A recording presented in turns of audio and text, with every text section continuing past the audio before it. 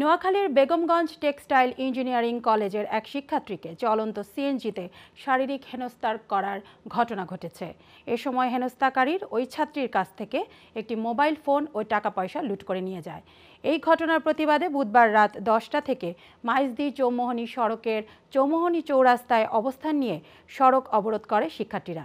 কলেজের 13তম ব্যাচের শিক্ষার্থী জাহিদ হাসান জানান, কলেজের সকল ব্যাচের শিক্ষার্থী, শিক্ষক, কর্মকর্তা ও কর্মচারীদের নিয়ে আজ কলেজ ক্যাম্পাসে ইফতার ও দোয়া মাহফিল ছিল।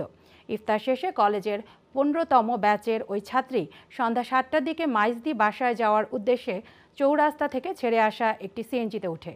ওই ছাত্রীর বরাত দিয়ে তিনি আরও জানান, সিএনজিতে আগের থেকেই 3-4 জন যুবক ছিল। ভিকটিম সিএনজিতে ওঠার পর সিএনজিটি কিছু দূর গেলে ওই যুবকরা তার সাথে অশালীন আচরণ শুরু করে। এ সময় তারা তাকে শারীরিকভাবে হেনস্থা করে। এক পর্যায়ে তার হাতে থাকা মোবাইল এবং ব্যাগে থাকা টাকা পয়সা নিয়ে যায়। পরে সিএনজিটি একলাশপুর বাজারে গিয়ে এদিক সেদিক ঘুরে তাকে একটি নির্জন স্থানে নামিয়ে দিয়ে পালিয়ে যায়। পরে ওই শিক্ষার্থী বিষয়টি তার পরিবার এবং ক্যাম্পাসে জানান।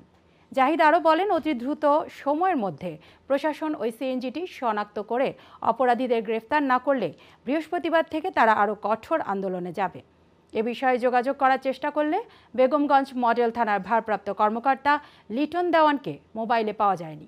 তবে একাধিক সূত্রে জানা গেছে, ঘটনার স্থলে সেনাবাহিনী ও পুলিশ সহ আইনশৃঙ্খলা বাহিনীর সদস্যরা রয়েছে।